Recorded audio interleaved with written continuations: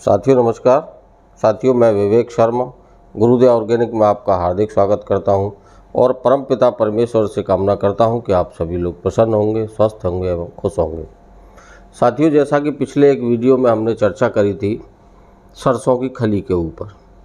सरसों की खली के बारे में अधिकतर सभी लोग बहुत अच्छे से जानते भी हैं, पहचानते भी हैं और उसको समझते भी हैं।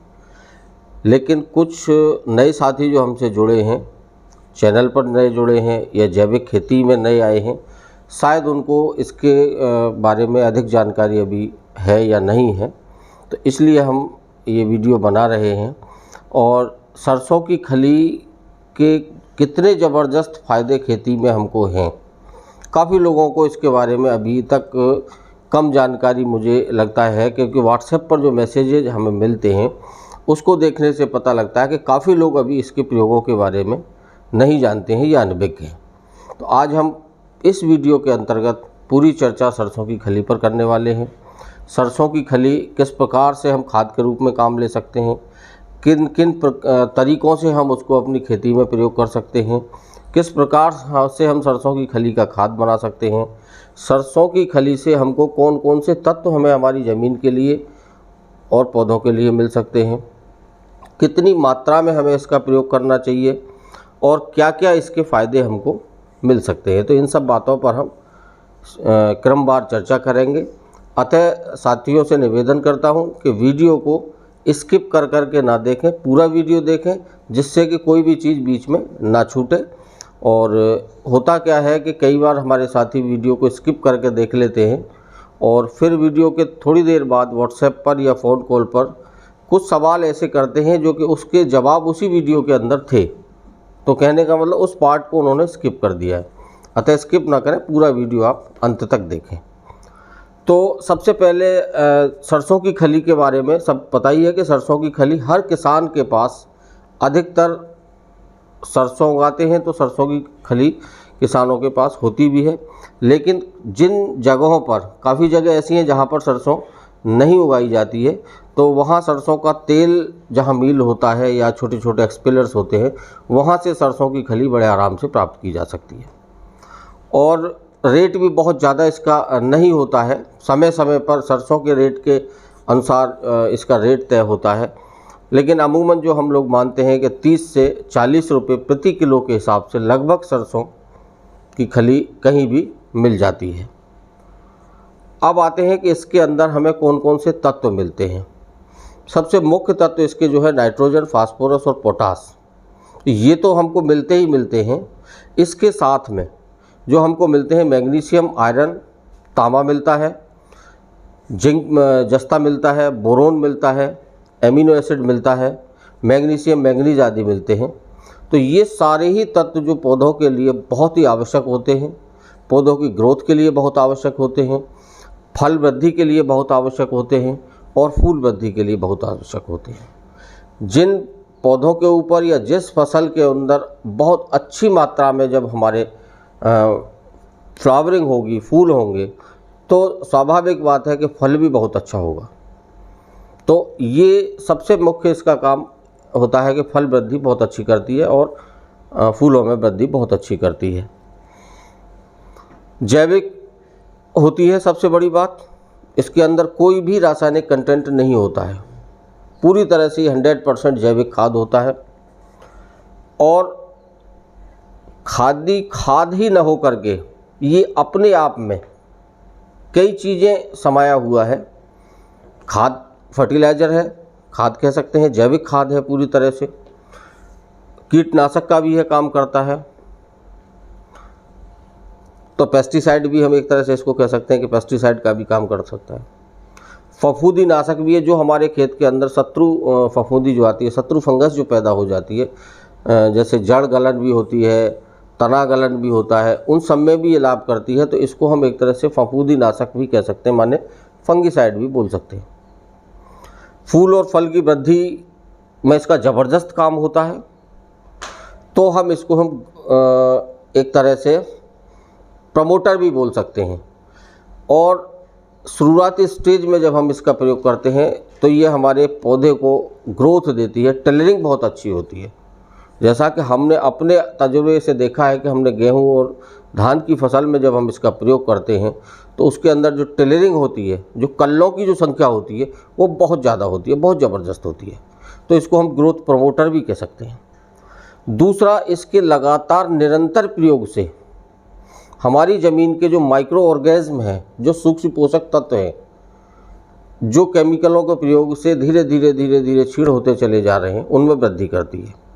और सबसे बड़ी बात है कि इसके नियमित प्रयोग से हमारी ज़मीन के अंदर केंचुओं की तादाद बढ़ जाती है, और केंचुओं की जहाँ तादाद बढ़ जाएगी वो सबसे अच्छी चीज़ मानी जाती है। केंचुआ सबसे बड़ा मित्र माना जाता है, और हमारी ज़मीन बहुत मुलायम होती चली जाएगी, भुरभुरी होती चली जाएगी, और उसकी उपजाऊ शक्ति बढ़ती हुई चली जाएगी। तो इसके अंदर इतने सारे गुण हैं। अब हम इनको किस प्रकार से प्रयोग कर सकते हैं, पहली बात यहाँ से शुरू करते हैं। तो हम दोनों ही रूप में इसका प्रयोग कर सकते हैं। जो हमारे साथी वेस्ट डिकम्पोजर का प्रयोग अपने खेतों में करते हैं तो वो वेस्ट डिकम्पोजर के साथ भी इसका प्रयोग कर सकते हैं, और जो साथी वेस्ट डिकम्पोजर का प्रयोग नहीं करते हैं वो बिना वेस्ट डिकम्पोजर के भी इसका प्रयोग कर सकते हैं। तो सबसे पहली बात जो हम बताएंगे, जिन साथियों के पास गोबर रहता है और गोबर को वो वेस्ट डिकम्पोजर से डिकम्पोज करने के बाद खेतों में डालते हैं, तो वो उस जो खाली गोबर को जो डिकम्पोज करते हैं उसी गोबर में वो सरसों की खली भी मिला ले और डिकम्पोजर से डिकम्पोज करें, और उसके बाद उस डिकम्पोज हुए गोबर को अपने खेतों में डालें। सबसे पहला एक प्रयोग करने का तरीका तो ये है। दूसरा तरीका है, जो साथी प्रोम बना रहे हैं या जैविक कंपोस्ट बना रहे हैं उसमें सरसों की खली का बिल्कुल प्रयोग करें, और मात्रा कम से कम एक ट्राली के अंदर एक बैग रखें। एक बैग 60 से 70 किलो के लगभग का रहता है, और अगर ज़्यादा डालना चाहते हैं गोबर के अंदर तो ज़्यादा भी डाल सकते हैं, लेकिन कम से कम एक बैग तो वो रखें ही रखें। दूसरा प्रयोग, जो साथी गोबर को डिकम्पोज नहीं कर रहे हैं और सीधे सीधे इसका प्रयोग करना चाहते हैं, तो आजकल बाज़ार से भी कुछ लोग जैविक खाद का प्रयोग करते हैं अपने खेतों में, जो अपने यहाँ फार्म पर नहीं तैयार करते और जैविक खाद के रूप में बाहर से वो बैगों में लाते हैं, चाहे वो प्रोम है या वो कंपोस्ट खाद है। उसके साथ मिला करके भी आप सरसों की खली को प्रयोग कर सकते हैं। पहले सरसों की खली का आप पाउडर बना लें। पाउडर बनाने के बाद उसको आप उस खाद, जो भी खाद आप करने वाले हैं उस खाद के साथ मिला सकते हैं। पाउडर बेस में प्रयोग करने के लिए अब बात आती है मात्रा की, कि हम मात्रा क्या लेनी है उसमें। तो आप 1 एकड़ में 15 से 20 किलो प्रति एकड़ के हिसाब से ले सकते हैं। जो भी खाद आप डालने वाले हैं उस खाद में आप 15 से 20 किलो प्रति एकड़ के हिसाब से पाउडर बना के छिड़काव विधि में प्रयोग कर सकते हैं। और इस छिड़काव विधि के प्रयोग को आप खेत की बुवाई से पहले जो खेत की तैयारी हम लोग करते हैं उस समय भी प्रयोग कर सकते हैं। उसके बाद में जब जर्मिनेशन हो जाती है, और जर्मिनेशन के बाद में जब पहली हम खुराक देते हैं अपने पौधों को, उस समय इसका प्रयोग किया जा सकता है। तो बहुत ही अच्छी टेलरिंग उन पौधों के अंदर मिलेगी देखने को। एक तीसरा प्रयोग, और वो पानी के साथ भी हो सकता है और वेस्ट डिकम्पोजर के साथ भी हो सकता है। तो जो साथी जिस भी क्रिया को अपनाते हैं वो अपना कर सकते हैं प्रयोग। अगर वेस्ट डिकम्पोजर प्रयोग करने वाले साथी हैं तो वो पानी की जगह वेस्ट डिकम्पोजर ले सकते हैं, और जिन साथियों ने अभी तक वेस्ट डिकम्पोजर का प्रयोग नहीं किया है तो वो पानी में इसका प्रयोग कर सकते हैं। 200 लीटर हम पानी लेंगे या 200 लीटर वेस्ट डिकम्पोजर लेंगे, और उसके अंदर 20 किलो सरसों की खली डाल देंगे ड्रम के अंदर। उसको 7 से 8 दिन के लिए छोड़ देंगे। 7 से 8 दिन में वो पूरी तरह उसके अंदर डिकम्पोज हो। डिकम्पोजर में अगर डाला हुआ है तो पूरी तरह से घुली जाएगी और घुल पानी में भी जाएगी। लेकिन डिकम्पोजर में डालने से फ़ायदा ये होगा कि वो उस सरसों की खली को बहुत अच्छे से डिकम्पोज करके उसके जो एलिमेंट्स हैं उनको डिकम्पोजर के अंदर खींच लेगी। और इस 200 लीटर पानी को आप जिस विधि से भी आप अपने खेत की सिंचाई करते हैं उस विधि से 1 एकड़ खेत में पहुंचाने का काम करिए। फिर आप देखेंगे इस प्रयोग को करने के बाद लगभग 1 हफ्ते के अंदर ही आप अपनी फसल में इसका चमत्कार देख पाएंगे। दूसरा, एक जो सबसे बड़ी समस्या किसानों के सामने आती है नीमाटोड की। नीमाटोड का ये बहुत ही सफल इलाज है।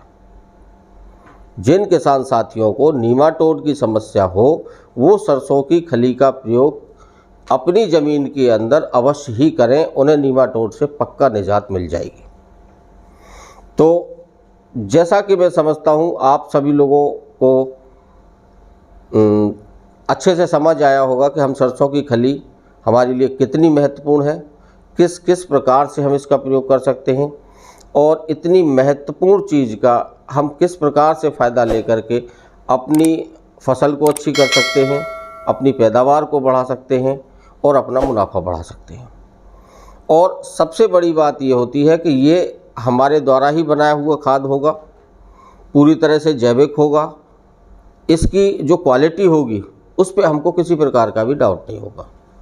जो किसान साथी खुद सरसों की पैदा करते हैं वो अपना इसको पेराई करा करके तेल का प्रयोग तो करते ही हैं और उसको भी प्रयोग कर सकते हैं। पशुओं के लिए भी इसका प्रयोग किसान साथी करते हैं।